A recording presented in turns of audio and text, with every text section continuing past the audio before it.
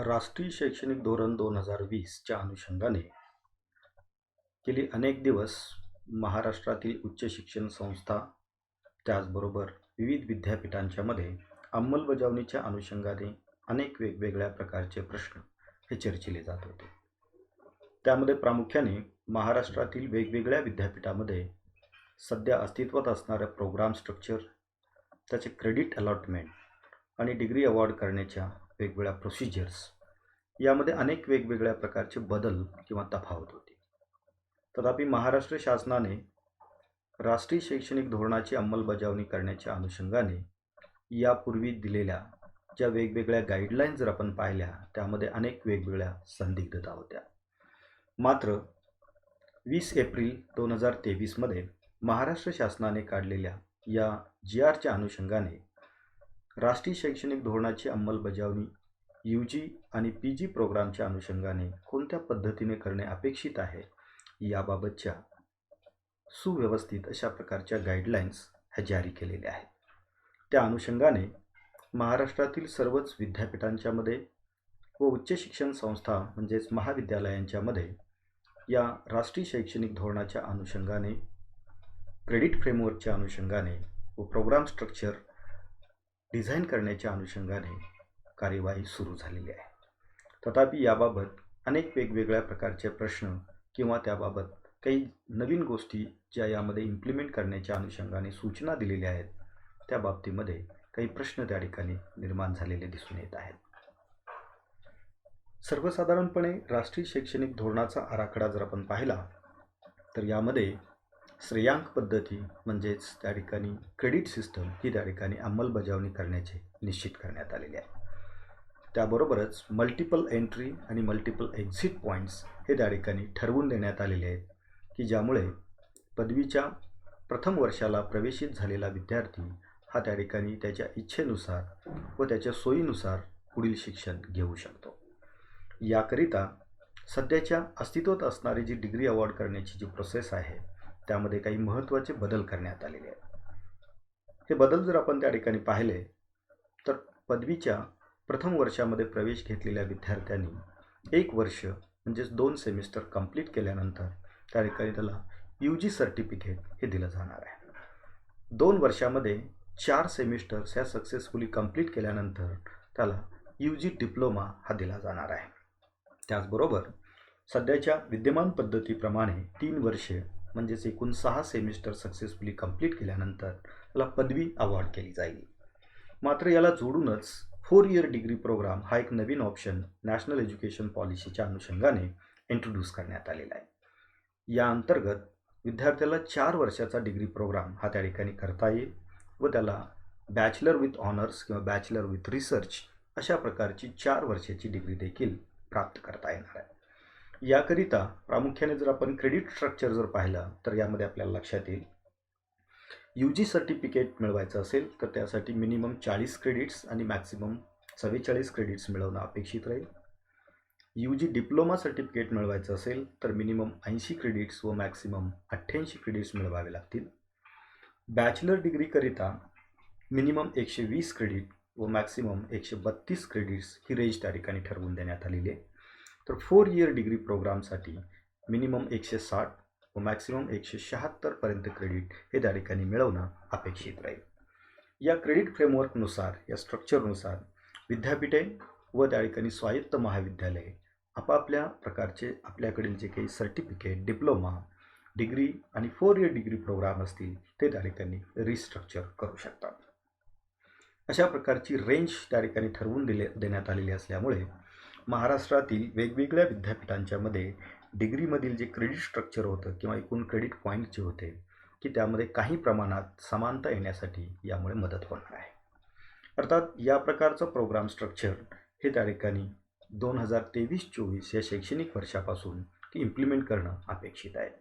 या GRमधील नोंद जर आपण पाहिली तर आपल्याला लक्षात येईल की UGमध्ये प्रामुख्याने BA, BSc, BCom आणि यासारख्या ज्या all non AICT professional UG programmes असतील की त्यांची सुरुवात ही नवीन स्ट्रक्चरप्रमाणे 2023-24 या अकॅडमिक इयरपासून, तर पोस्ट ग्रॅज्युएटमध्ये MA, MSc, MCom आणि नॉन AICT असणारे प्रोफेशनल पी जी प्रोग्राम जे आहेत की ते प्रोग्राम देखील आपल्याला अकॅडमिक इयर 2023-24 पासून सुरू करणे अपेक्षित आहे.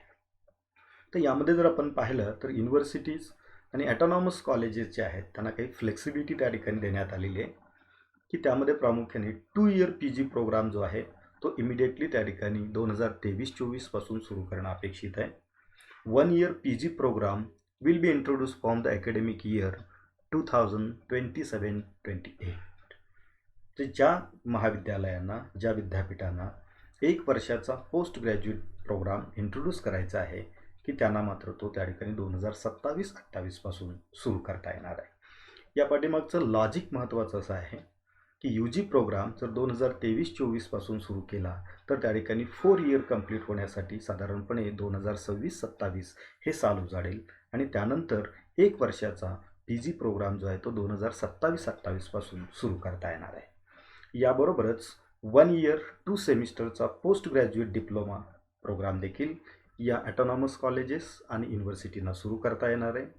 त्याचबरोबर जर त्यांना बी ए एम ए किंवा त्या ठिकाणी B S C M S C B Com M Com असे इंटिग्रेटेड स्वरूपाचे 5 वर्षाचे जर मास्टर प्रोग्राम सुरू करायचे असतील तर असेही प्रोग्राम त्या ठिकाणी या नवीन धोरणाच्या अंतर्गत त्यांना सुरू करता येणार आहेत. हे एक महत्त्वाचं त्या ठिकाणी स्ट्रक्चर जर आपण पाहिलं तर याच्या अनुषंगाने सर्वच विद्यापीठांच्यामध्ये व ॲटॉनॉमस कॉलेजेसमध्ये इम्प्लिमेंटेशनची प्रोसेस ही त्या ठिकाणी सुरू झालेली आहे. तर यामध्ये 4 इयर डिग्री प्रोग्राम्स हे ऑफर करत असताना की त्या ठिकाणची काही प्रोसिजर आहे ती प्रोसिजर याच्यामध्ये डिफाईन करून देण्यात आलेली आहे. त्यामध्ये प्रामुख्याने आपल्याला 4 कॅटेगरीज त्या ठिकाणी करता येऊ शकतात. पहिली कॅटेगरी म्हणजे colleges with P G programme की ज्यांच्याकडे ऑलरेडी पी जी प्रोग्राम त्या संबंधित विषयामधील पी जी प्रोग्राम हे सुरू आहेत. असे जे त्या ठिकाणी ॲफिलेटेड कॉलेजेस आहेत की जे त्या ठिकाणी 3 इयर्स यू जी प्रोग्राम सुरू चालवत आहेत त्यांना जर त्या ठिकाणी 4 year U G programme introduce करायचा असेल तर त्यांना ॲप्रोप्रिएट प्रोसिजरनुसार स्टॅट्युटरी अथॉरिटीकडून त्याला त्या ठिकाणी मान्यता घेणं हे आवश्यक असणार आहे. दुसरा कॅटेगरी याच्यामध्ये जर आपण पाहिली तर ती म्हणजे colleges with P G programme की ज्या महाविद्यालयामध्ये त्या फॅकल्टीमधील पोस्ट ग्रॅज्युएट प्रोग्राम ऑलरेडी सुरू आहेत की त्यामधील क्लॉज जर आपण पाहिला तर आपल्याला लक्षात येईल colleges already having permission and recognition for the PG degree program along with UG degree program in the same major shall be automatically allowed to continue PG program and conduct 4th year of UG program, UG honor degree program without undergoing any additional procedure. की ज्यांच्याकडे त्या same विषयामधील same मेजरमधील जर you जी आणि P G हे दोन्ही programs त्या ठिकाणी असतील तर त्यांना वेगळी परवानगी घेण्याची आवश्यकता असणार. मात्र ज्यांच्याकडे यू जी प्रोग्राम आहे मात्र पी जी प्रोग्राम नाही आणि त्यांना जर 4 इयर यू जी प्रोग्राम सुरू करायचा असेल तर त्यांना संबंधित युनिव्हर्सिटीकडून परवानगी घेणं हे आवश्यक राहील. तिसरी कॅटेगरी जर आपण पाहिली colleges with P H D programme की ज्यांच्याकडे त्या ठिकाणी ॲप्रूव्ड असे पी जी प्रोग्राम्स आहेत आणि P H D research centre आहेत की त्यांना त्या ठिकाणी पी जी प्रोग्राम हा ॲटोमॅटिकली त्या ठिकाणी त्या विषयाशी संबंधित कोर्स असेल तर तो त्या ठिकाणी सुरू करता येणार आहे. ते may start the 4th year of U G honours with research degree program without undergoing any additional procedure. परंतु त्या ठिकाणी जर त्या कॉलेजेसना P G program with research असे जर त्या ठिकाणी डिग्री द्यायची असेल तर त्यांना त्या ठिकाणी कन्सर्न अथॉरिटीकडून की त्याची परवानगी घेणं आणि त्याची प्रोसिजर करून घेणं हे आवश्यक राहील. चौथी कॅटेगरी जर आपण पाहिली तर त्यामध्ये 4th year of the programme. The 4th year of the 4 year honours U G degree shall be identical in the structure to the 1st year of the 2 year P G programme offered after 3 year P G programme. जे 4th year या you जी प्रोग्राममध्ये आपण offer करणार आहोत की ते त्या ठिकाणी पूर्वीच्या 3 वर्षाप्रमाणे आयडेंटिकल असणं हे आवश्यक राहील. जे ज्या विषयामधून त्या ठिकाणी पूर्वीचा 3 इयर्स यू जी प्रोग्राम सुरू आहे त्या संबंधित विषयातील 4th इयरचा पी जी प्रोग्राम जो आहे पी जी व इयर जे असेल ते त्या ठिकाणी त्यांना ऑफर करता येणार आहे. की या गोष्टीच्या अनुषंगाने ॲफिलेटेड कॉलेजेस किंवा कॉन्स्टिट्युएंट कॉलेजेसना या संदर्भातील प्रक्रिया संबंधित युनिव्हर्सिटीकडे करावी लागेल. ओव्हरऑल या यू जी आणि पी जी प्रोग्राम स्ट्रक्चरमध्ये जर आपण पाहिलं तर सध्या साधारणपणे 12 वेगवेगळे कॉम्पोनंट्स त्या ठिकाणी देण्यात आलेले आहेत. जे वेगवेगळे विषय आहेत, जे वेगवेगळे त्या ठिकाणी कोर्सेस आहेत, पेपर्स आहेत, की त्याचं क्लासिफिकेशन आपल्याला या प्रामुख्याने या 12 वेगवेगळ्या कॉम्पोनंट्समध्ये त्याचं क्लासिफिकेशन हे करता येऊ शकेल.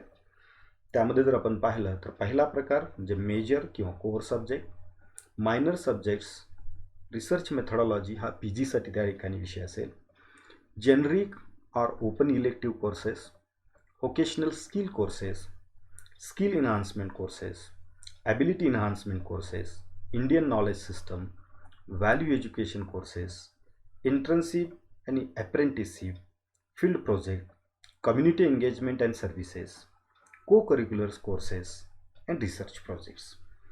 अशा पद्धतीचे प्रामुख्याने 12 वेगवेगळ्या कॅटेगरीज किंवा कॉम्पोनंट्स या UG आणि PG प्रोग्राममध्ये हे निर्माण करण्यात आल्याचे आपल्याला दिसून येईल.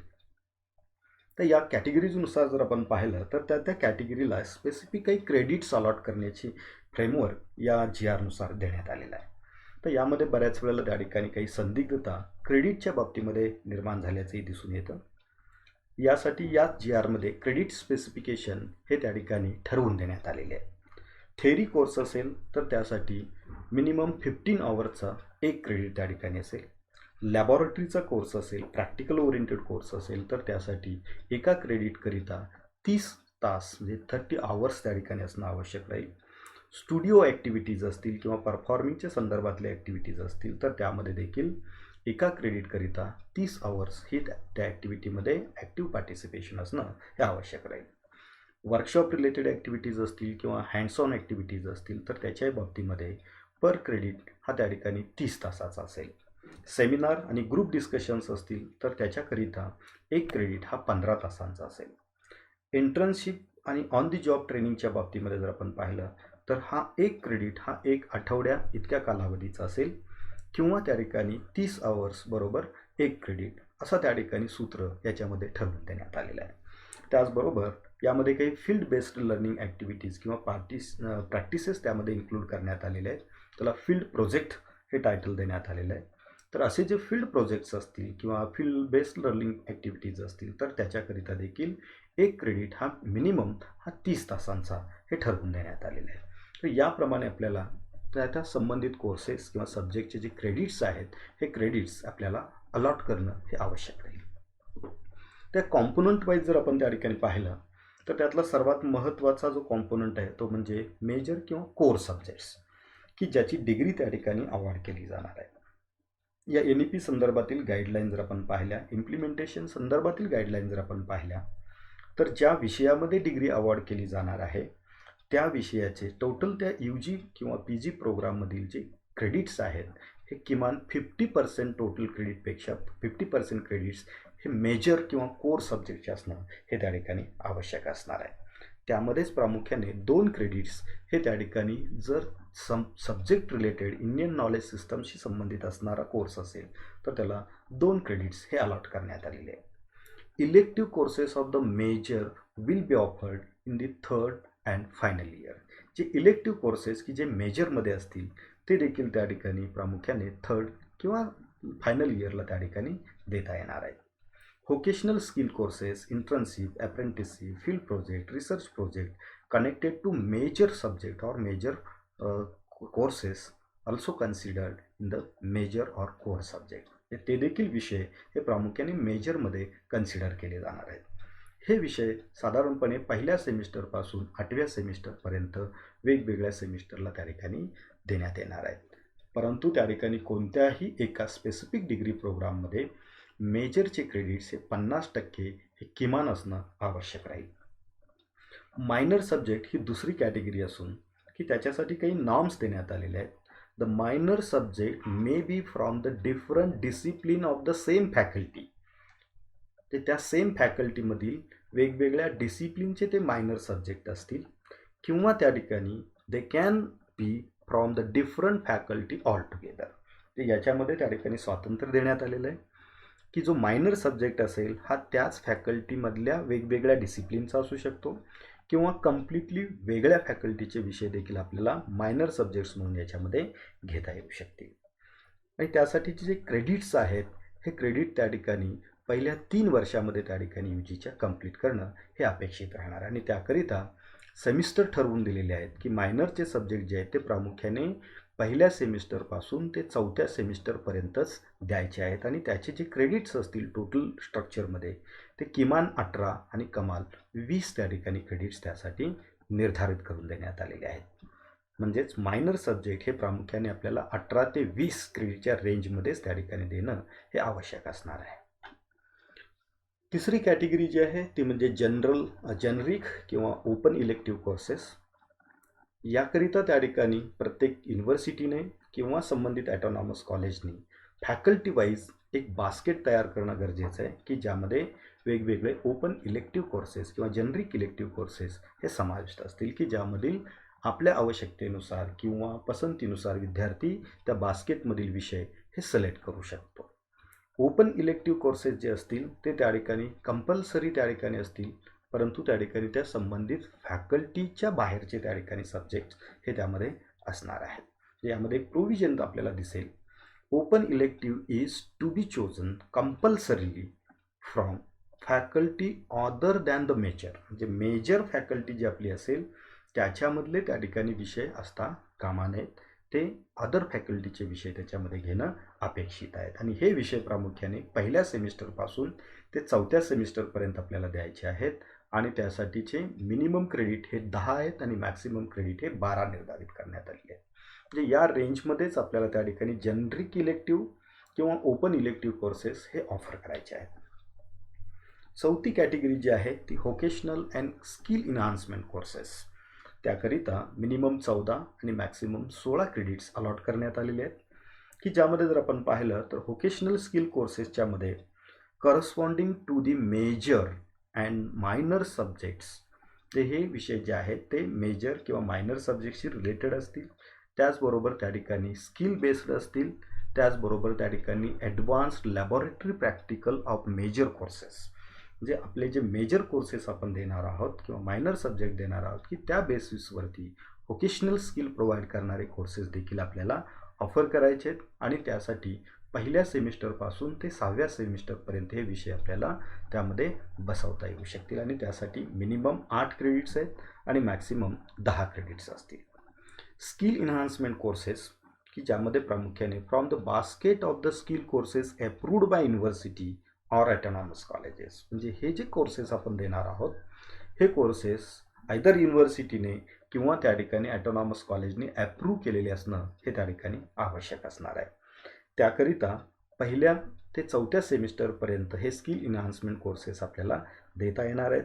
आणि त्याच्यासाठी 6 क्रेडिट्स हे निर्धारित करून देण्यात आलेले आहेत.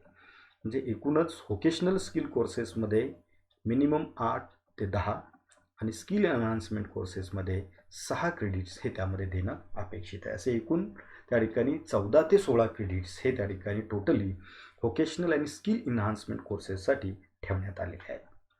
पुढचा कॉम्पोनंट जर आपण यामध्ये पाहिला तर तो आहे ability enhancement courses, Indian knowledge system, value education courses. यासाठी टोटल 14 क्रेडिट्स देण्यात आलेले आहेत. यामध्ये जर आपण त्या ठिकाणी पाहिलं तर ॲबिलिटी इन्हान्समेंट कोर्सेस जे आहेत की ज्यामध्ये इंग्लिश लँग्वेज ही त्या ठिकाणी 4 क्रेडिटसाठी असेल, मॉडर्न इंडियन लँग्वेज ही त्या ठिकाणी 4 क्रेडिटसाठी असेल. म्हणजे असे एकंदरीत आपल्याला त्या ठिकाणी 8 क्रेडिटचे हे ॲबिलिटी इन्हान्समेंटचे कोर्सेस आपल्याला द्यायचे आहेत. त्यासाठीचा जो फोकस एरिया जो आहे तो त्या ठिकाणी दोन्ही लँग्वेजेसच्या बाबतीमध्ये त्या ठिकाणी लिंग्विस्टिक आणि कम्युनिकेशन स्किल या दोन्हीचा बेस त्याच्यामध्ये असणं हे अभिप्रेत आहे. आणि हे कोर्सेस आपल्याला पहिल्या सेमिस्टरपासून ते 4थ्या सेमिस्टरपर्यंत त्या ठिकाणी देता येतील. तथापि हे जे कोर्सेस असतील ते देखील कोर्सेस युनिव्हर्सिटीने किंवा ॲटोनॉमस कॉलेजच्या स्टॅट्युटरी बॉडीने अप्रूव्ह केलेले असणं आवश्यक राहील. त्यामधीलच पुढचा कॉम्पोनंट जर आपण पाहिला तर तो आहे Indian knowledge system. Indian knowledge system courses जे असतील ते देखील कोर्सेस युनिव्हर्सिटीने किंवा ॲटोनॉमस कॉलेजच्या अथॉरिटीने अप्रूव्ह केलेले असणं अपेक्षित आहे. हे कोर्सेस त्या ठिकाणी जास्तीत जास्त 2 क्रेडिटसाठी असतील आणि ते पहिल्या व दुसऱ्या सेमिस्टरसाठीच असतील. त्यानंतरच्या पुढच्या सेमिस्टरसाठी हे इंडियन नॉलेज सिस्टमचा पेपर किंवा कोर्स असणार नाही. व्हॅल्यू एज्युकेशन कोर्सेसमध्ये प्रामुख्याने 4 क्रेडिट्स त्याला आहेत आणि ते देखील कोर्सेस पहिल्या आणि दुसऱ्या सेमिस्टरमध्येच देणं अपेक्षित आहे की ज्यामध्ये understanding of India, environmental science, education, digital and technology solution या बेसवरती आधारित असणारे जे व्हॅल्यू एज्युकेशन कोर्सेस आहेत, हे कोर्सेस आपल्याला त्या ठिकाणी ऑफर करणं हे अपेक्षित असणार आहे. असं एकंदरीत त्या ठिकाणी ability enhancement, Indian knowledge system आणि व्हॅल्यू एज्युकेशन कोर्सेसचा टोटल त्या ठिकाणी 14 क्रेडिट जे आहेत हे याच्यामध्ये निर्धारित करून देण्यात आलेले आहेत. पुढचा त्यामधला प्रकार जो आहे, कॉम्पोनंट जो आहे तो म्हणजे field project, internship, apprenticeship, community engagement and services, त्याचबरोबर त्या ठिकाणी त्याच्या रिलेटेड असणारे को करिक्युलर कोर्सेस आणि रिसर्च प्रोजेक्ट. यामधला पहिला कॉम्पोनंट जर आपण पाहिला तर तो आहे इंटर्नशिप किंवा अप्रेंटिसशिप. हो, त्या ठिकाणी इंटर्नशिप किंवा अप्रेंटिसशिप जी असेल ती प्रामुख्याने त्या मेजर सब्जेक्टशी, जो कोर सब्जेक्ट जो आहे की त्याच्याशी संबंधित असणं अपेक्षित आहे. आणि ही इंटर्नशिप किंवा अप्रेंटिसशिप जी आहे ती 3ऱ्या सेमिस्टरपासून ते 6व्या सेमिस्टरपर्यंत आपल्याला देता येऊ शकते आणि त्यासाठी मॅक्सिमम त्या ठिकाणी 8 क्रेडिट्स आहेत. त्याचबरोबर field project and community engagement सर्व्हिसेसच्या अंतर्गत संबंधित मेजर विषयाशी संबंधित असणाऱ्या वेगवेगळ्या कम्युनिटी सर्व्हिसेस असतील किंवा फील्ड प्रोजेक्ट्स असतील, ते देखील आपल्याला 3ऱ्या ते 6व्या सेमिस्टरपर्यंत देणे अपेक्षित आहे. त्याकरिता मिनिमम 4 क्रेडिट व मॅक्सिमम 6 क्रेडिट्स हे निर्धारित करून देण्यात आलेले आहेत. तिसरा कॉम्पोनंट याच्यामध्ये जो देण्यात आलेला आहे तो म्हणजे को करिक्युलर कोर्सेस, की ज्यामध्ये health, wellness, yoga education, sport, fitness, cultural activity, NSS, NCC, fine art, applied art, visual and performing art यासारखे जे कॉम्पोनंट्स आहेत ते करिक्युलर ॲक्टिव्हिटीमध्ये जे समाविष्ट आहेत त्याचा समावेश या CC कोर्सेसमध्ये करण्यात आलेले आहेत. आणि हे देखील कोर्सेस म्हणजे हेच देखील विषय हे पहिल्या सेमिस्टरपासून ते 4थ्या सेमिस्टरपर्यंत देणं अपेक्षित आहे आणि त्यासाठी एकूण 8 क्रेडिट्स हे देण्यात आलेले आहेत. त्याचबरोबर रिसर्च प्रोजेक्ट हा देखील एक महत्त्वाचा कॉम्पोनंट असून तो PG प्रोग्रामसाठी अत्यंत महत्त्वाचा आहे, किंवा त्या ठिकाणी जो 4 इयर डिग्री प्रोग्राम असेल त्याच्यामधल्या 4 इयरसाठी हा मेजर रिसर्च प्रोजेक्ट जो आहे तो त्या ठिकाणी सब्जेक्टशी रिलेटेड जो मेजर सब्जेक्ट असेल त्याच्याशी रिलेटेड तो असणं अपेक्षित आणि त्यासाठी 12 क्रेडिट्स हे देण्यात आलेले आहेत. जर त्या ठिकाणी डिग्री विथ रिसर्च अशी जर त्या ठिकाणी डिग्री अवॉर्ड केली जाणार असेल तर त्याकरिता हा 12 क्रेडिटचा जो त्या ठिकाणी डेझर्टेशन किंवा त्या ठिकाणी रिसर्च प्रोजेक्ट आहे तो प्रोजेक्ट आपल्याला त्या ठिकाणी कंप्लीट करावा लागेल. तर अशा प्रकारचे ह्या ठिकाणी वेगवेगळे कॉम्पोनंट जे आहेत ते त्या ठिकाणी या नवीन क्रेडिट फ्रेमवर्कमध्ये हे डिसाईड करण्यात आलेले आहे. त्याचं संपूर्ण स्ट्रक्चर देखील या GR मध्ये देण्यात आलेलं आहे, की पहिल्या सेमिस्टरला त्या ठिकाणी मेजरचे किती क्रेडिट्स असावेत, मायनरचे किती क्रेडिट असावेत, ओपन इलेक्टिव्हचे किती असावेत, व्हॅल्यू आणि स्किल एज्युकेशनचे किती असावेत, ॲबिलिटी एन्हान्समेंट IKSचे किती असावेत, ऑन दी जॉब ट्रेनिंग असेल किंवा कम्युनिटी एन्हान्समेंट प्रोग्राम असतील किंवा यासारख्या जे काही वेगवेगळ्या कम्युनिटी एंगेजमेंटसारख्या सर्व्हिसेस असतील, रिसर्च प्रोजेक्ट असेल, किंबहुना त्या ठिकाणी जे वेगवेगळे इतर जे कॉम्पोनंट्स दिलेले आहेत हे कॉम्पोनंटचं कॉम्बिनेशन सेमिस्टर वाईज त्या ठिकाणी कसं असणार आहे याचं संपूर्ण स्ट्रक्चर की या GR मध्ये देण्यात आलेलं आहे. ते आपण त्या ठिकाणी संबंधित शासनाचा जो GR आहे त्यामध्ये आपण पाहू शकतो. विशेषत्वाने की त्या ठिकाणी 7वी आणि 8वी सेमिस्टर जर आपण त्यामध्ये पाहिले तर यामध्ये UG honours with research degree जी दिली जाणार आहे की याच्यामध्ये त्या ठिकाणी रिसर्च प्रोजेक्ट जो आहे तो त्या ठिकाणी महत्त्वाचा आहे. त्याचबरोबर त्या ठिकाणी सगळ्यात महत्त्वाचा भाग म्हणजे रिसर्च मेथोडॉलॉजीचा एक पेपर त्यामध्ये 4 क्रेडिटचा की जो मायनरमधला त्या ठिकाणी असेल तो त्यामध्ये देणं हे अपेक्षित असणार आहे. मेजरमध्ये त्या ठिकाणी मॅन्डेटरी आणि इलेक्टिव्ह असे दोन्ही ऑप्शन्स त्याच्यामध्ये हे आपल्याला देता येणार आहेत. तर अशी त्या ठिकाणी 4 वर्षाची डिग्री ही मिनिमम 160 किंवा मॅक्सिमम 176 क्रेडिटची ही डिग्री असणार आहे. तर या संदर्भातील सगळ्यात आणखीन एक महत्त्वाचा जो भाग आहे तो म्हणजे मेजर कोर्सेस किंवा कोर कोर्सेस जे आहेत, सब्जेक्ट जे आहेत की त्याच्यामध्ये नेमका काय तरतुदी याच्यामध्ये आहेत. Subject of main focus and the degree will be awarded in that discipline or subject, त्याच्याशी संबंधित असणारा हा मेजर विषय असणं अपेक्षित आहे की ज्याची आपण डिग्री अवॉर्ड करणार आहोत. Student should secure A minimum 50% of total credit. ते जर त्या ठिकाणी ती डिग्री जर 120 क्रेडिटची असेल तर मिनिमम 60 क्रेडिट्स हे त्या ठिकाणी त्या विषयातील किंवा त्या कोर सब्जेक्टमधील मिळवणं हे अपेक्षित असणार आहे. तथापि या कोर कोर्सेसमध्ये कोणकोणत्या गोष्टी असतील तर मेन सब्जेक्ट तर असेलच, त्याच्याबरोबरच इलेक्टिव्ह कोर्सेस असतील, व्होकेशनल कोर्सेस असतील, इंटर्नशिप, फील्ड प्रोजेक्ट, अप्रेंटिसशिपचा समावेश त्याच्यामध्ये असेल, मेजर सब्जेक्ट्सशी रिलेटेड कम्युनिटी एंगेजमेंट प्रोजेक्ट्स असतील, सेमिनार असतील, ग्रुप डिस्कशन असतील, एंटरप्रेन्योरशिपशी रिलेटेड ॲक्टिव्हिटीज असतील, IPR आणि रिसर्च प्रोजेक्टशी रिलेटेड ॲक्टिव्हिटीज असतील, या सर्व त्या ठिकाणी मेजर सब्जेक्ट किंवा कोर सब्जेक्टचा हा त्या ठिकाणी पार्ट असणार आहे. तर याबाबत आणखी काही महत्त्वाच्या काही तरतुदी याच्यामध्ये आपल्याला पाहायला मिळतात.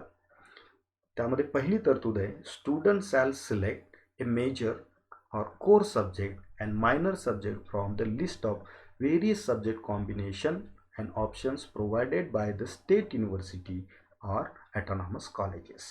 त्या विद्यार्थ्याला या युनिव्हर्सिटीने दिलेले जे मेजर किंवा मायनर सब्जेक्ट्स आहेत किंवा ॲटॉनॉमस कॉलेजने ऑफर केलेले मेजर किंवा मायनर सब्जेक्ट असतील त्याच्यामधून त्या ठिकाणी हे विषय सिलेक्ट करणं आवश्यक राहील.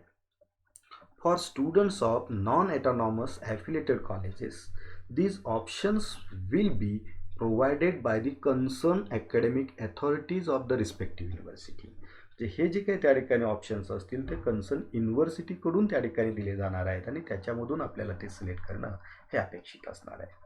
For the award of minor degree, the student shall declare the choice of the minor stream at the end of second semester after exploring various courses.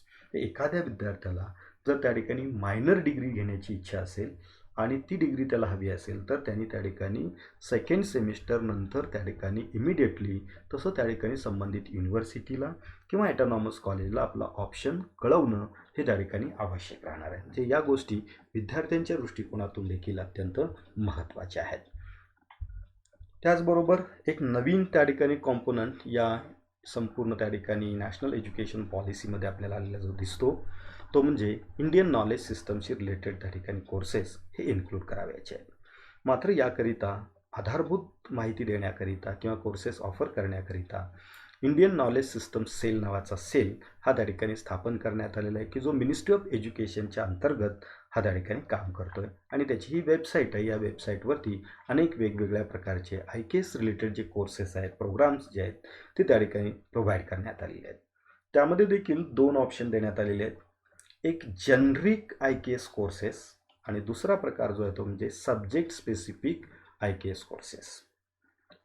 Generic IKS courses हे असे कोर्सेस आहेत की जे त्या ठिकाणी इन जनरल असतील, introductory information देणारे असतील आणि त्याच्यामुळे त्याच्या नॉलेजमध्ये ही भर पडेल. आणि सब्जेक्ट स्पेसिफिक IKS कोर्सेस जे असतील ते प्रामुख्याने त्या ठिकाणी ज्या विषयामधून ते डिग्री घेत आहेत त्या मेजर कोर्सेसच्या संदर्भातले काही IKSचे कोर्सेस असतील की जे कोर्सेस त्या ठिकाणी त्याला अप्रूव्ड केलेल्या अथॉरिटीच्या लिस्टमधून की त्यामधून आपल्याला ते कोर्सेस सिलेक्ट करणं अपेक्षित असणार आहे. म्हणजे इंडियन नॉलेज सिस्टमशी संबंधित असणारे कोर्सेस हे प्रामुख्याने 2 प्रकारे ऑफर करता येऊ शकतात. एक इन जनरल IKS कोर्स आणि दुसरा सब्जेक्ट स्पेसिफिक IKS कोर्स. म्हणजे असे दोन्ही प्रकार याच्यामध्ये उपलब्ध आहेत. आपण ही वेबसाईट जर त्या ठिकाणी पाहिली तर या वेबसाईटवरती अनेक वेगवेगळ्या प्रकारच्या गोष्टी या IKS नॉलेज सिस्टमच्या संदर्भातल्या उपलब्ध करून दिलेल्या आहेत त्या आपण त्या ठिकाणी फॉलो करू शकतो. धन्यवाद.